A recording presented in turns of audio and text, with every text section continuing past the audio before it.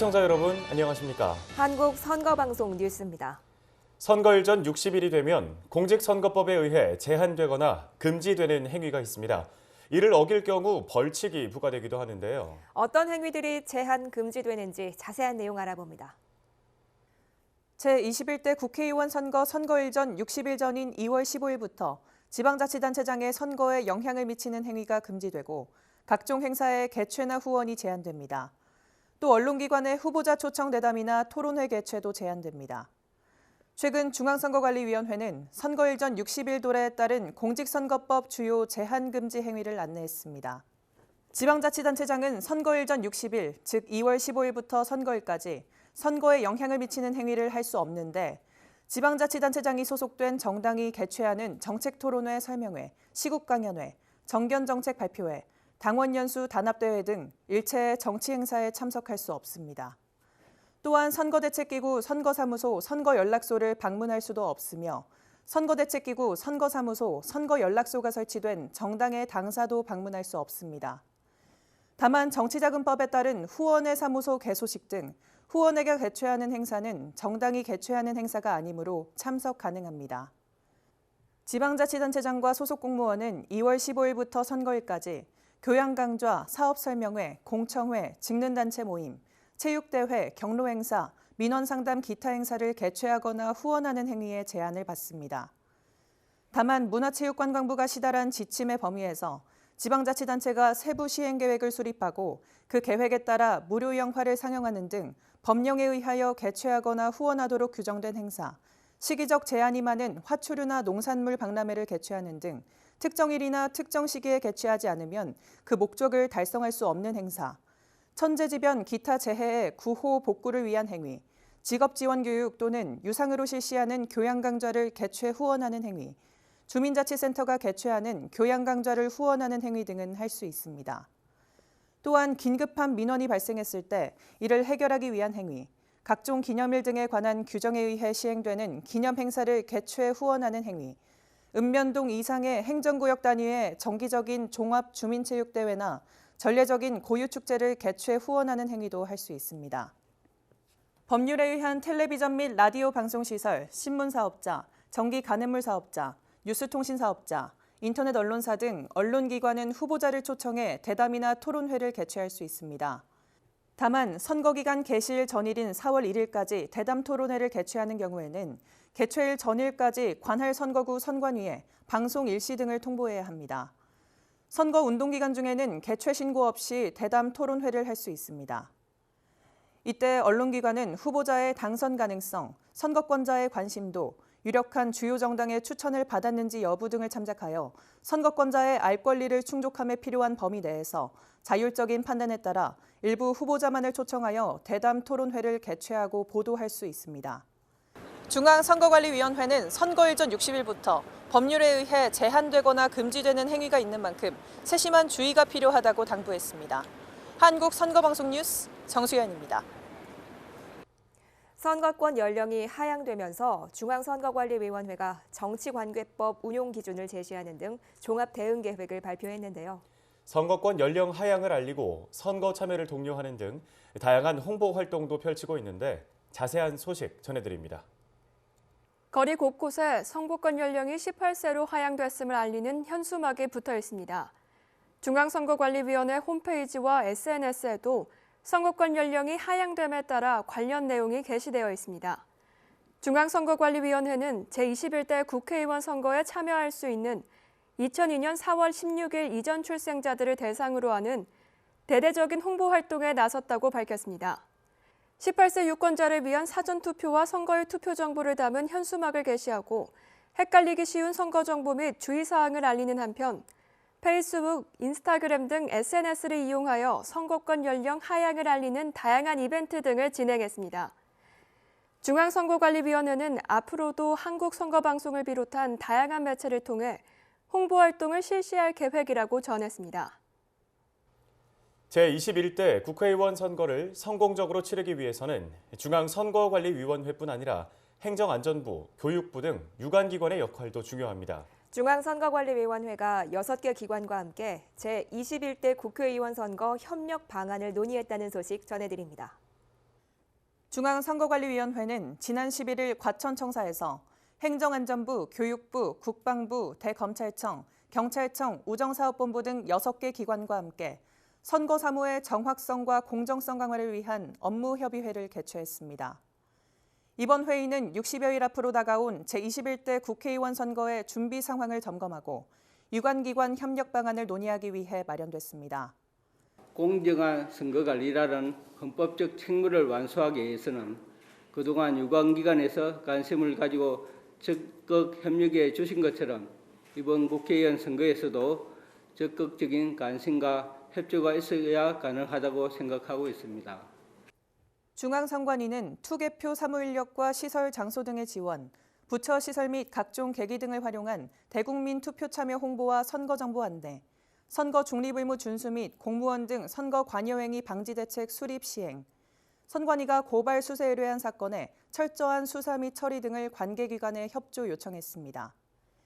이 외에도 18세 유권자 대상 선거정보 안내 및 거주불명 등록자의 투표 참여 제고 방안 등도 함께 논의했습니다.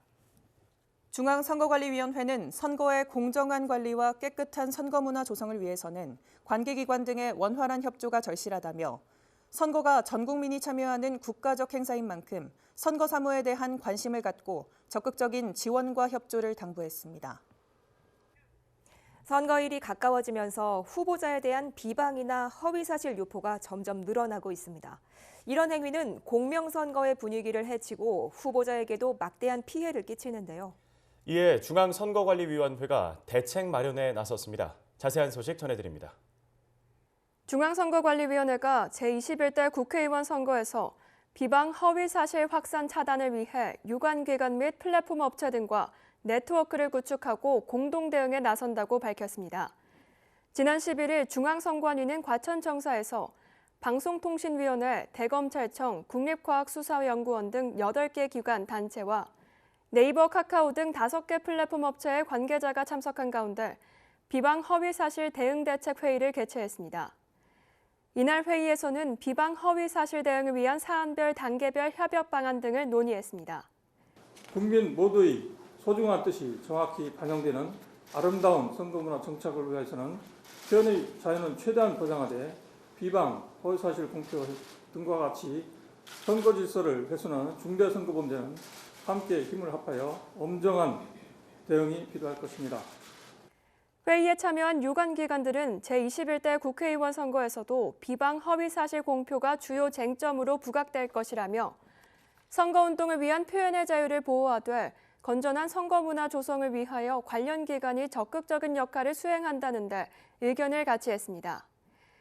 이에 중앙선관위와 유관기관들은 비방 허위 사실 확산 방지를 위한 공동협의체를 구성하고 언론의 팩트체킹 등 자유규제 및 비방 허위 사실 공표 게시 유포자에 대한 정보 공유, 위법 게시물 삭제 요청, 통신자료 제출 요구 시 신속한 조치 및 회신, 비방 허위 사실 공표 관련 고발 수사 의뢰 사건의 신속한 처리 및 선거사범 엄중 조치 등을 긴밀하게 협조하기로 했습니다. 한편 중앙선거관리위원회는 제21대 국회의원 선거 비방 허위 사실 특별대응체계를 구축하고 과학적 조사 기법을 활용한 다각적인 모니터링으로 사각지대를 최소화하며 선거 기간 중 24시간 모니터링으로 사안 발생 시 이를 신속 정확하게 검토 조치할 계획이라고 밝혔습니다. 한국선거방송 뉴스 김은재입니다.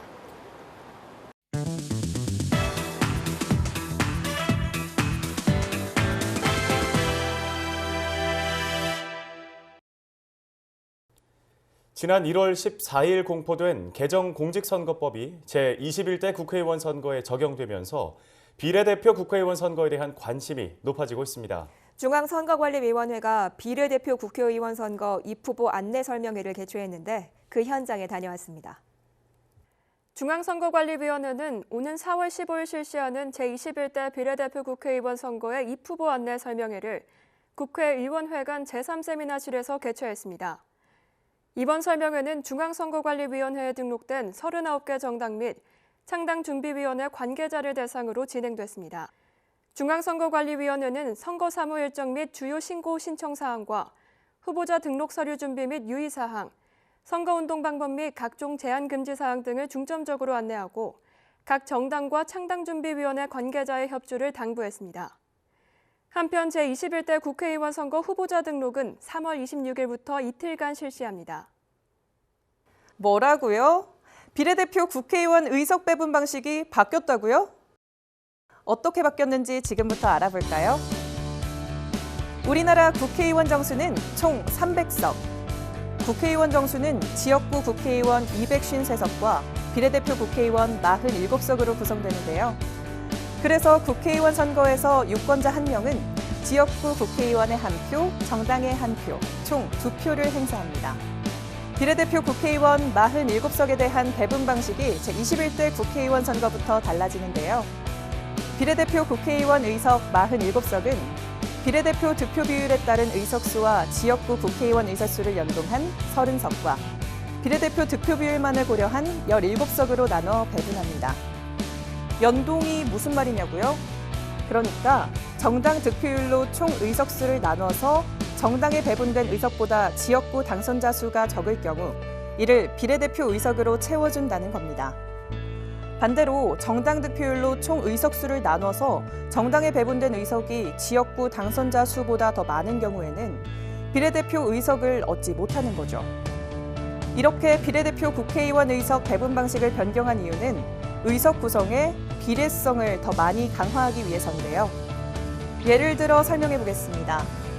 지역구에서 30석을 확보하고 비례 득표 비율 20%를 얻은 갑당의 비례대표 의석을 개정된 방식으로 산출해 보겠습니다.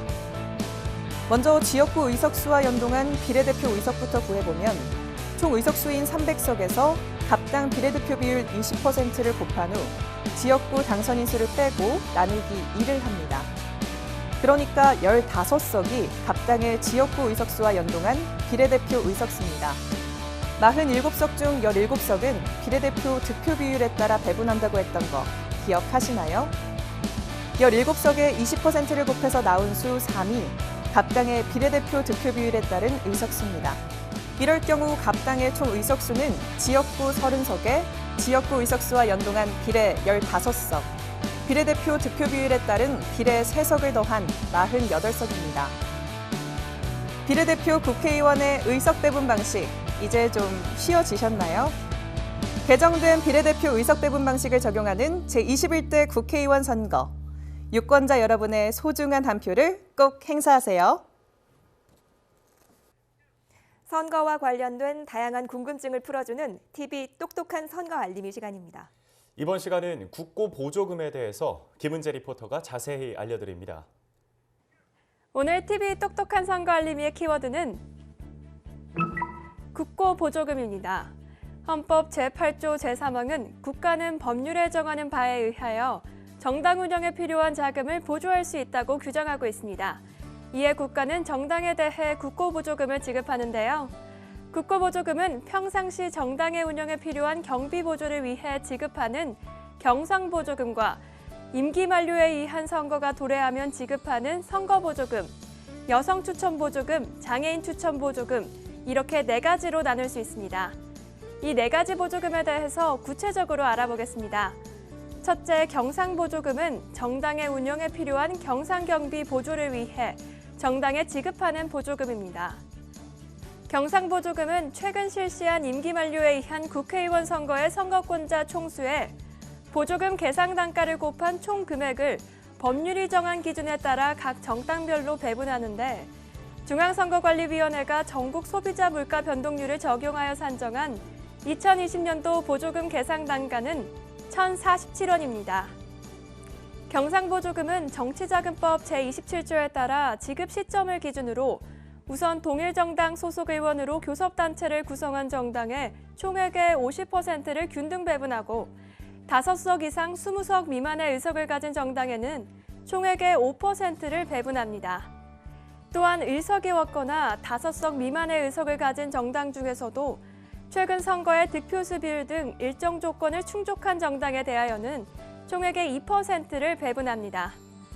위의 기준에 따라 배분하고 남은 자녀분 중 절반은 국회의석을 가진 정당의 의석수 비율로 나머지 절반은 국회의원 선거의 득표수 비율에 따라 배분하여 지급합니다. 선거보조금은 대통령 선거, 임기 만료에 의한 국회의원 선거 또는 동시지방선거 등이 있는 연도에만 지급하는데요. 각 정당별 배분 방식은 경상보조금과 동일합니다. 단 해당 선거의 후보자 등록 마감일 후 2일 이내에 정당에 지급하되 후보자 등록 마감일 현재 후보자를 추천하지 아니한 정당에 대해서는 지급하지 않습니다. 여성 추천 보조금과 장애인 추천 보조금은 임기 만료에 의한 지역구 국회의원 선거, 지역구 시도의회의원 선거 및 지역구 자치구 시군 의회의원 선거에서 일정 비율의 여성 후보자나 장애인 후보자를 추천하는 정당을 대상으로 지급하는 보조금입니다. 지급 당시 정당별 국회의석 수의 비율, 국회의원 선거의 득표수 비율, 지역구 여성 후보자 수, 장애인 후보자 수의 비율 등에 따라 배분 지급합니다. 보조금은 그 용도가 법률에 의해 제한됩니다.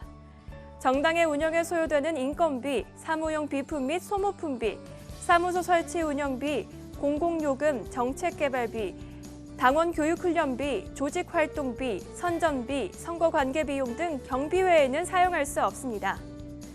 특히 경상보조금은 그 총액의 30% 이상은 정책연구소에, 10% 이상은 시도당에 배분 지급해야 하며 10% 이상은 여성정치 발전을 위하여 사용하여야 합니다. 다만 여성 추천 보조금은 여성 후보자의 선거 경비로만, 장애인 추천 보조금은 장애인 후보자의 선거 경비로만 사용해야 합니다. 중앙선거관리위원회는 보조금을 지급받은 정당이 보조금에 관한 회계 보고를 허위 누락한 경우, 각각의 보조금을 용도 이외의 용도로 사용한 경우, 회계 보고를 하지 아니한 경우 등의 경우 규정에 따라 해당 금액을 회수하고 회수가 어려운 때에는 그 이후 해당 정당에 지급할 보조금에서 감액하여 지급할 수 있습니다. 만약 보조금을 지급받은 정당이 해산되거나 등록이 취소된 경우는 국가에 반환해야 하며 정책연구소가 해산 또는 소멸하는 때에는 소속 정당에 인계해야 합니다. 정당이 반환하여야 할 보조금을 반환하지 아니한 때에는 국세체납 처분의 예에 의하여 강제 징수할 수 있습니다. 국민의 소중한 세금으로 지급되어 운영되는 정당의 국고보조금, 선거를 앞두고 평소보다 더 많이 지급되는 만큼 다가오는 4월 15일 모두 투표하는 것 잊지 마세요. 지금까지 TV 똑똑한 선거 알림이었습니다. 오늘은 역대 국회의원 선거 투표율에 대해서 알아보겠습니다. 정수연 리포터가 전해드립니다. 오늘 이것이 궁금하다의 주제는 역대 국회의원 선거 투표율은입니다. 우리나라 국회의원 선거의 역대 최고 투표율은 바로 1948년 5월 10일 실시했던 제1대 국회의원 선거입니다. 총 선거인수 784만 871명 중 748만 7,649명이 투표에 참여해서 95.5%의 투표율을 기록했는데요. 그렇다면 제1대 국회의원 선거 이후 우리나라 국회의원 선거 투표율은 어떻게 변화했을까요? 제1대 국회의원 선거 이후 국회의원 선거 투표율은 계속 하향세였습니다. 1963년 제6대 국회의원 선거에서 72.1%까지 떨어졌고 이후 완만한 상승세를 그렸는데요. 1985년 제12대 국회의원 선거 투표율 84.6%를 기록한 이후 다시 낮아졌습니다. 2008년 제18대 국회의원 선거에서 역대 최저인 46.1%까지 떨어진 후 지난 제20대 국회의원 선거에서 58%까지 상승했습니다. 남녀 간의 투표율은 어떻게 변화했을까요? 2000년대 들어와 실시했던 5번의 국회의원 선거에서 모두 남자가 여자보다 높은 투표율을 나타냈습니다. 2000년에 실시한 제16대 국회의원 선거는 남자 58.7%, 여자 56.5%의 투표율을 기록했고 역대 최저 투표율을 기록했던 제18대 국회의원 선거는 남자 48.4%, 여자 44.3%였습니다. 지난 2016년에 제20대 국회의원 선거는 남자 58.8%, 여자 57.4%의 투표율을 기록했습니다. 연령별 투표율은 남녀 구분 없이 고령일수록 투표율이 높은 것으로 나타났는데요. 먼저 남자의 연령별 투표율을 자세히 살펴보면 가장 최근 실시된 제20대 국회의원 선거에서 70대, 60대, 50대 순으로 투표율이 높게 나타났습니다. 남자 19세와 20대의 최근 국회의원 선거 투표율은 증가 추세를 보이고 있습니다.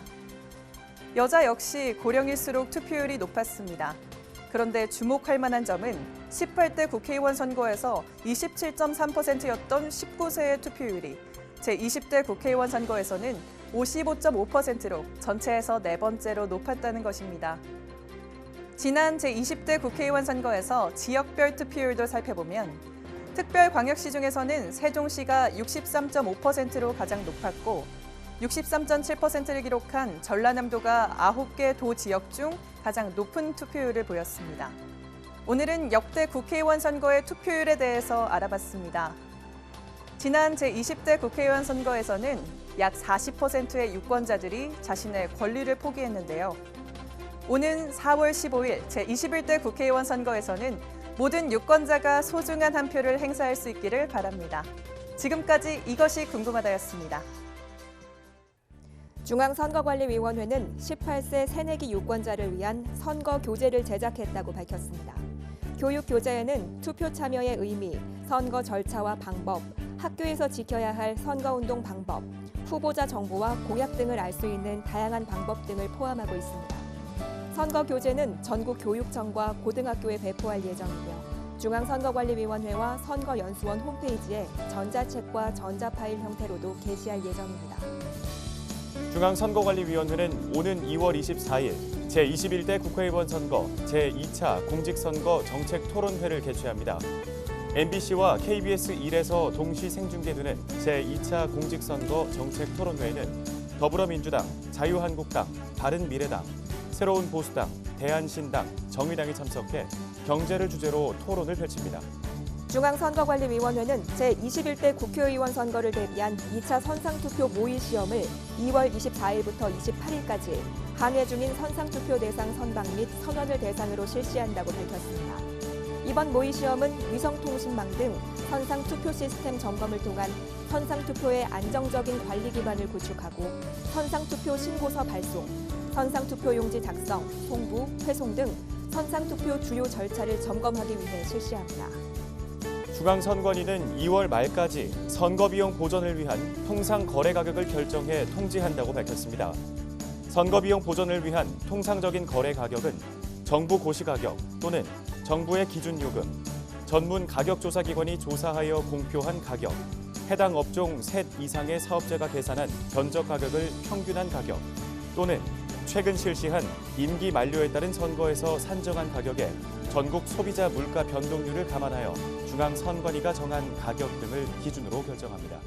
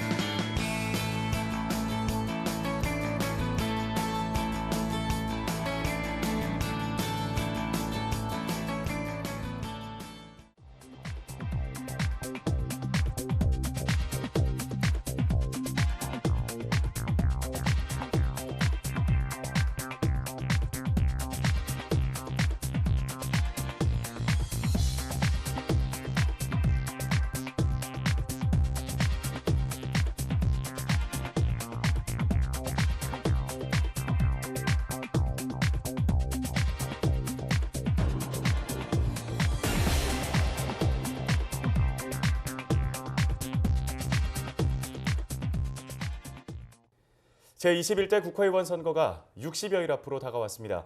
앞서 리포트에서도 전해드렸지만 선거일 전 60일부터 제한, 금지되는 행위가 있는데요. 만약 이를 어길 시에는 징역이나 벌금 등의 벌칙이 부과될 수도 있기 때문에 세심한 주의가 필요합니다. 오늘 한국선거방송 뉴스는 여기까지입니다. 시청해주신 여러분 고맙습니다. 당신의 투표가 역사를 만듭니다.